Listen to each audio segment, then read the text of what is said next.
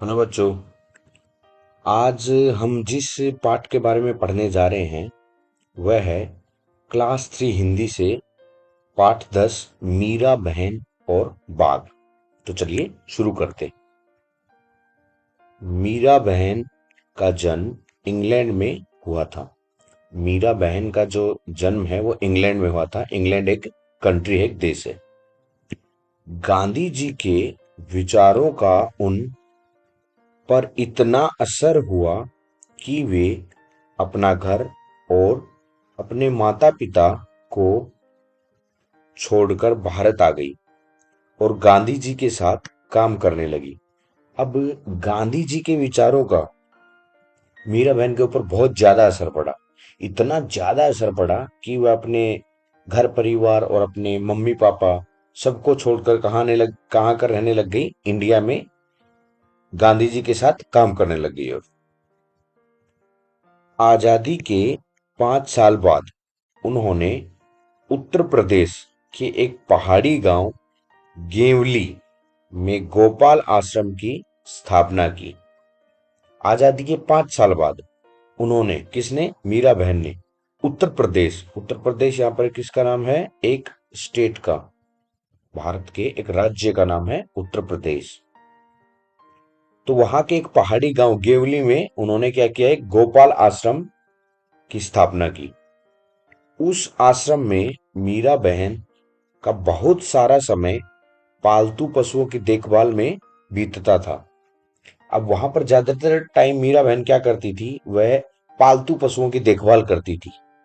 लेकिन गेवली गांव के आसपास के जंगलों में बाघ जैसे खतरनाक जानवर भी रहते थे। वहां पर आसपास में बाघ जैसे खतरनाक जानवर भी रहते थे। कहां पर? गेवली गांव के आसपास। आगे क्या है? पहाड़ी गांव में अक्सर बाघ का डर बना रहता है। अब जो भी पहाड़ से टच में जो गांव रहते हैं उनमें मोस्टली क्या रहता है कि बाघ वगैरह का खतरा बना ही रहता है। मतलब बाघ वहां पर आते जाते रहते हैं। क्यों? जंगल कटने के कारण शिकार की तलाश में बाघ कभी कभी गांव तक पहुंच जाता है। अब क्या हो गया?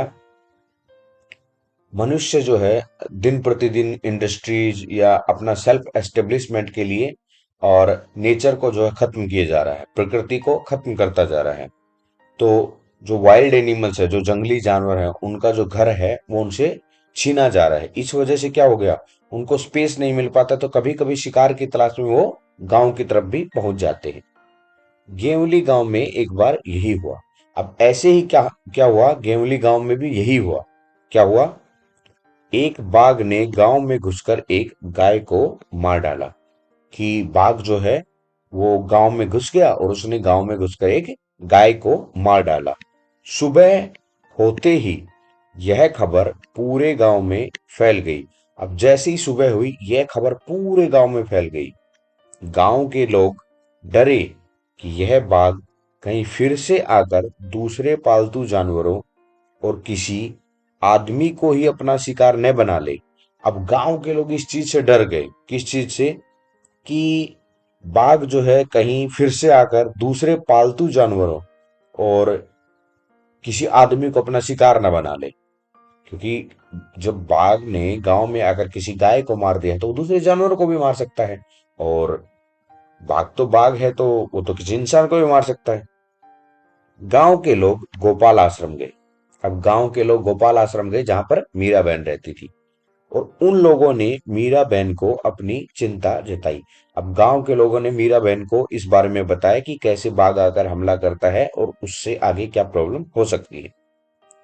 गांव के लोगों ने अंत में तय किया कि बाघ को कैद कर लिया जाए। अब जो फाइनली उनका फैसला क्या हुआ कि क्यों ना हम जो है बाघ को कैद कर लेते हैं। उसे कैद करने के लिए उन्होंने एक पिंजड़ा बनाया। किसको कैद करने के लिए? बाघ को। बाघ को कैद करने के लिए, उसे पकड़ने के लिए उन्होंने केज, एक पिंजड़ा बनाया। पिंजड़े के अंदर एक बकरी बांधी। पिंजड़े के अंदर क्या किया गया? एक बकरी को बांध दिया गया। योजना यह थी कि बकरी का मिमियाना सुनकर बाघ पिंजड़े की तरफ आएगा अब उनकी क्या योजना थी, क्या प्लानिंग की थी उन्होंने कि जैसे ही बकरी मिमियाएगी तो बाघ उसे खाने के लिए आएगा, और पिंजड़े का दरवाजा इस प्रकार खुला हुआ बनाया गया था कि बाघ के अंदर घुसते ही वह दरवाजा झटके से बंद हो जाए। अब उन्होंने इस हिसाब से प्लानिंग की थी कि जैसे ही वो अंदर आएगा बकरी को खाने के लिए, पिंजड़ा उसके घुसते ही बंद हो जाएगा।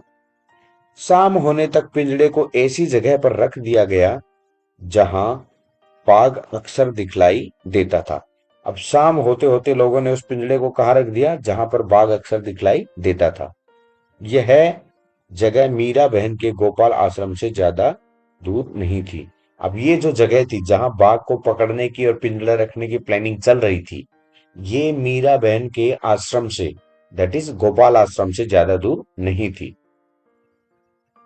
रात बीत गई। सुबह की रोशनी होते ही लोग पिंजड़ा देखने निकल पड़े। अब जैसे ही सुबह की रोशनी हुई, सब लोग पिंजड़ा देखने के लिए निकल पड़े। किस लिए? उन्होंने दूर से देखा कि पिंजड़े का दरवाजा बंद है। लोग निकल पड़े इसलिए कि हम देखेंगे कि बाघ फंस गया होगा या फंसा है कि नहीं फंसा, इस उम्मीद में कि हाँ फंस ही गया होगा, वो पिंजड़ा देखने के लिए निकल पड़े। अब दूर से उन्होंने देखा कि पिंजड़े का दरवाजा तो बंद है। वे यह सोचकर बहुत खुश हुए कि बाघ जरूर पिंजड़े में फंस गया होगा। अब यह सोचकर उनकी खुशी का ठिकाना नहीं रहा, बहुत खुश हुए कि बाघ जरूर पिंजड़े में फंस गया होगा। लेकिन जब वे पिंजड़े के पास पहुंचे तो क्या देखते हैं, पिंजड़े में बाघ नहीं था। उन्होंने क्या देखा जब नजदीक पहुंचे, कि बाघ तो पिंजड़े में नहीं था। लोग चकित थे, बाघ के अंदर गए बिना पिंजड़ा बंद कैसे हो गया। अब उनको ये लग रहा था कि पिंजड़ा बंद कैसे हो गया जब अंदर बाघ गया ही नहीं। लोग मीरा बहन के पास पहुंचे। अब लोग जो है मीरा बहन के पास पहुंचे। लोगों ने सोचा कि गोपाल आश्रम पास में ही था, इसलिए शायद मीरा बहन को मालूम हो कि रात में क्या हुआ। अब लोगों ने सोचा कि गोपाल आश्रम तो पास में है, तो मीरा बहन को जरूर पता होगा कि क्या हुआ। पूछने पर मीरा बहन बोली कि जैसे ही मीरा बहन से इस बारे में पूछा गया कि मीरा बहन, पिंजड़ा बंद है लेकिन बाघ पिंजरे में नहीं फंसा हुआ, ऐसा क्यों? तो मीरा बहन बोली, देखो भाई, मुझे नींद नहीं आ रही थी। मैं सोचती रही कि आखिर बाघ को धोखा देकर हम क्यों फंसाएं। इसलिए मैं गई और पिंजड़े का दरवाजा बंद कराई। मीरा बहन बोली कि मैं सोचती रही, मुझे रात भर नींद नहीं आ रही, तो मैं ये सोचती रही कि हम बाघ को धोखा देकर, उसके साथ हम फ्रॉड करके उसे क्यों फंसाएं। इसलिए मैं गई और मैंने पिंजड़े का दरवाजा बंद कर दिया। इस वजह से बाघ अंदर घुसा भी नहीं और पिंजड़ा बंद हो गया। तो यह थी पूरी कहानी।